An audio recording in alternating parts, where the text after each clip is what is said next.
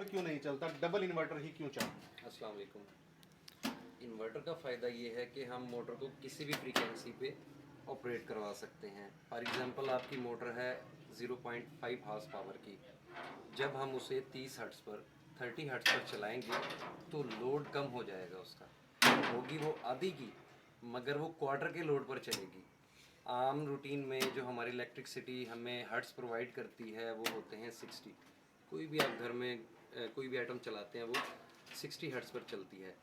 तो inverter through frequency हम control करके और उसको 30 हर्ट्ज़ पे चलाते हैं तो आधी की मोटर क्वार्टर में कन्वर्ट होकर चलती है। यानी बिजली की बचत हो जाती है। बिजली की बहुत बचत। क्या इन्वर्टर्स के जरिए हम इस मशीन की स्पीड कम या ज़्यादा कर सकते हैं? आप 1 मिनट में 1 पैकेट निकालें या 70 पैकेट निकालें, ठीक है, इन्वर्टर से स्पीड कम या ज़्यादा कर सकते हैं। कम या ज़्यादा। वो लोग जिन्होंने पहली मर्तबा मशीन ली होती है या ऑपरेट कर रहे होते हैं, उनके लिए प्रॉब्लम ये होता है कि मशीन बहुत तेज़ी से चल रही होती है, उनसे पेपर संभालना या मशीन संभालना मुश्किल हो जाता है।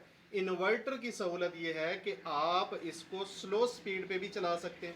जब आपका हाथ सीधा हो जाए मशीन चलाने पे तो आप इसको तेज़ स्पीड पे भी चला सकते हैं। इन्वर्टर का एक फ़ायदा ये होता है। दूसरा फ़ायदा ये होता है कि बिजली के जो हर्ट्स थोड़े बहुत ऊपर नीचे हो रहे होते हैं वो मोटर को इफ़ेक्ट नहीं करते और बिजली की कंजप्शन को कम कर देते हैं। आम तौर पे जो मशीनों में हमने देखा है वो ये देखा है कि जब हम मशीन के कंट्रोल पैनल को खोलते हैं, मुझे जो सबसे बड़ा प्रॉब्लम नज़र आता था वो ये था कि इसके अंदर हमें अलग से एक लाइट का इंतज़ाम करना पड़ता था।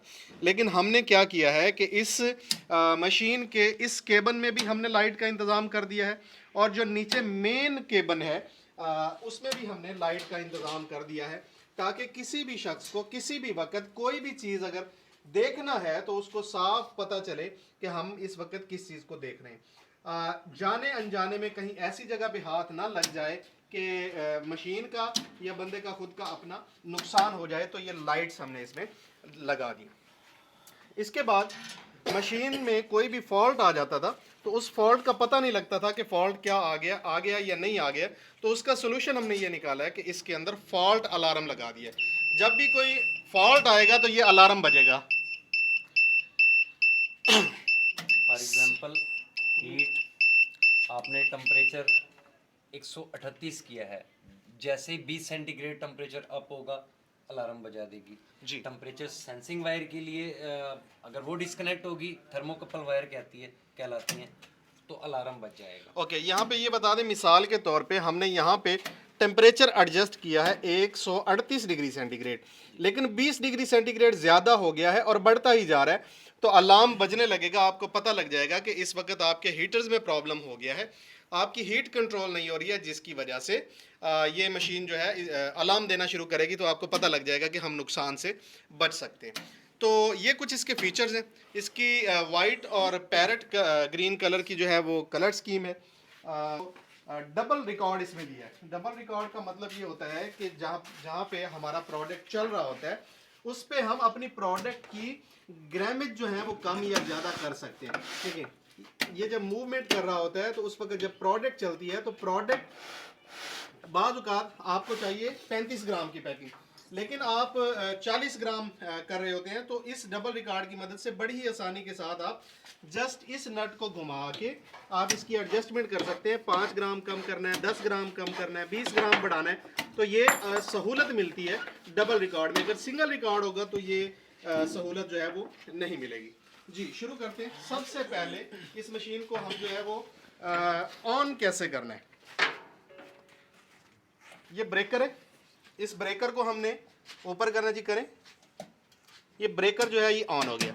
इस वक्त 229 वोल्ट्स आ रहे हैं, 232, 31, 30 जितनी बिजली आ रही होगी वो यहाँ पे शो हो रही होगी। अगर वोल्टेजेस कम हो जाएंगे तो ये मशीन नहीं चलेगी। मिसाल के तौर पे 200 से नीचे चले गए हैं तो फिर ये मशीन नहीं चलेगी, ये ट्रिप कर जाएगी। तो वोल्टेज का 200 और 220, 25, 30 तक होना लाजिम है। अगर कहीं पे किसी भी दोस्त के पास बिजली कम है, वोल्टेजेस ड्रॉप होते हैं या वोल्टेज हमेशा कम रहते हैं, ये बारीक तार डली हुई है, तो फिर उसको चाहिए कि एक स्टेबलाइज़र, जैसे हम अपने फ्रिज रेफ्रिजरेटर के साथ स्टेबलाइज़र लगा लेते हैं, वैसे ही एक स्टेबलाइज़र लगा लिया जाए तो इस मशीन में वोल्टेजेस का प्रॉब्लम जो है वो सॉर्ट आउट हो जाएगा। जी। जब मशीन ऑन हो जाती है उसके बाद इस कंट्रोल पैनल की मदद से हम हीट जो है वो सेट करते हैं कि हमने जो मशीन चलानी है, जिस पेपर को हमने सील करना है, उसकी हीट कितनी होनी चाहिए।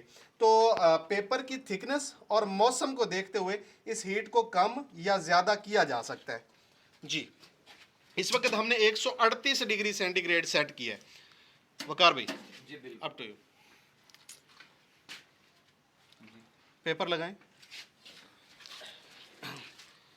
ये इसके ऊपर जो शापर चलता है वो ऐसे रील की शक्ल में होता है, ठीक है जी। इसको बहुत ही आसानी के साथ आराम से जो है वो ऐसे एडजस्ट करना है।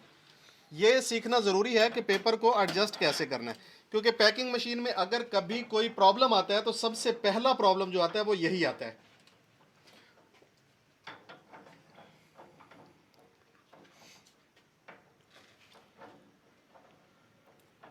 हीट आपकी मतलूबा उस तक पहुंच जाती है जो आपने सेट की हुई है, तो ये हीटर्स जो हैं ये ऑटोमेटिक ट्रिप कर जाते हैं, यानी हीट वहीं पे रुक जाती है जब तक कि टेम्परेचर मज़ीद डाउन ना हो जाए। ये नट लगा दिया वकार भाई ने। अच्छा, जब तक ये पेपर सेट करें। जी हो गया जी जी। अब इस पेपर को इसको ब्रेक कहते हैं, ठीक है। ये ब्रेक है, ये आपके पेपर को रोकता है जब रोकना होता है। इस ब्रेक में ये ऊपर वाले रॉड से पेपर को नहीं गुजारना, आपने ये मूविंग रूला जो है इस रूले के ऊपर पेपर को लगाना है ताकि आसानी के साथ ये मूव कर सके। इससे लगाने के बाद ये जो 3 रूले हैं, इन 3 रोलों में पहले रूले के ऊपर से शापर गुजारना है, जो बड़ा रूला है उसके ऊपर से गुजार के फिर नीचे की तरफ पेपर को ले जाना है, ठीक है जी। और फिर आखिर में ये जो तीसरा रूला पीछे लगा हुआ है, मैं इसको ऐसे दिखाने की कोशिश करता हूँ, ये देखिए, इस पे से गुजार देना है, ठीक है जी। अब ये पेपर हो गया है रूले के ऊपर सेट। थोड़ा सा पेपर को चला के दिखाएंगे जी। ये देखिए, इस ब्रेक को हाथ से पीछे करना है। जैसे हाथ से पीछे करेंगे तो पेपर फ्लेक्सिबल हो जाएगा, लेकिन जैसे ही ब्रेक को हम छोड़ते हैं तो पेपर के अंदर ये तनाव आ जाता है। ये देखें, क्लियर। ये उम्मीद है ये चीज़ आपको समझ में आ गई होगी। अब पेपर को इस फोल्डर के अंदर लगाते हैं। ये फोल्डर साइज है, ठीक है। इस पेपर का साइज और इस फोल्डर का साइज बराबर होना चाहिए। इस वक्त जो पेपर लगा रहे हैं ये 248 mm का फोल्डर साइज है। इसको बहुत आराम के साथ, प्यार के साथ इस तरह हमने फोल्डर में एडजस्ट कर देना है।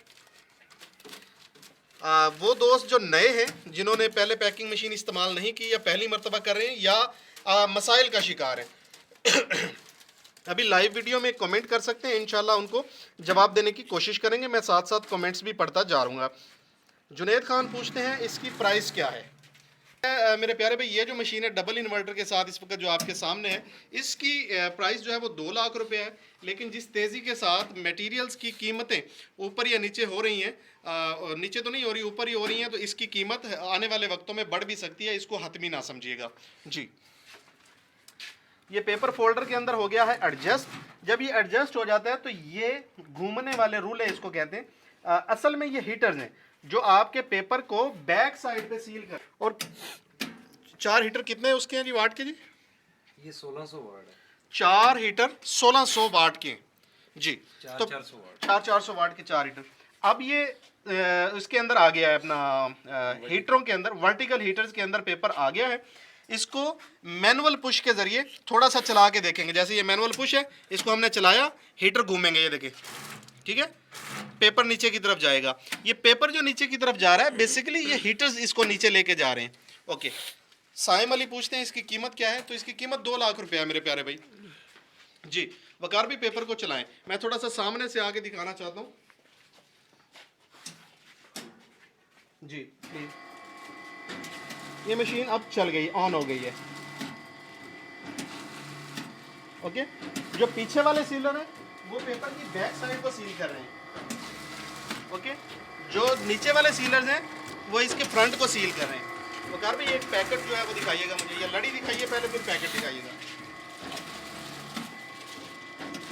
ये देखें जी, ये लड़ी बन गई है। ओके, ये पकड़िएगा वकार भाई यहाँ से, ये ऐसे लड़ी बना देगा। बैक साइड दिखाइएगा। ये जो बैक साइड पे है, ये देखिए, ये बैक साइड सील हो गई है मजबूत, और ये जो है ये फ्रंट सील हो गई है, ये दरमियान वाली। ये ऐसे मुसलसल चलती रहेगी। और आप इसकी जो प्रोडक्ट है वो कैसे इसके अंदर डालेंगे, साइम अली पूछते हैं टेलीफोन नंबर क्या है जी, राब्ता नंबर क्या है? तो राब्ता नंबर है जी ये, आप राब्ता नंबर नोट कर लीजिए। वकार खान पूछते हैं कि इसकी कैपेसिटी क्या है? तो इसकी जो कैपेसिटी है वो है 10 ग्राम से लेके 100 ग्राम तक। ये हॉपर है, इसके अंदर मटेरियल डाला जाता है, जैसे कि ये इस वक्त डिटर्जेंट है, ये हम इसके अंदर डालेंगे जी, डालें।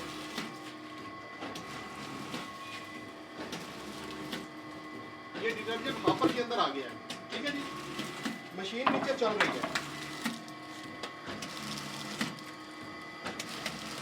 इस बटन को जैसे ही हम इस लीवर को जैसे ही हम खींचते हैं तो ये चलना शुरू हो जाती है। ओके, इस हॉपर में से मटेरियल आ जाता है यहाँ पे, ये चेक करें, यहाँ पे मटेरियल आ रहा है।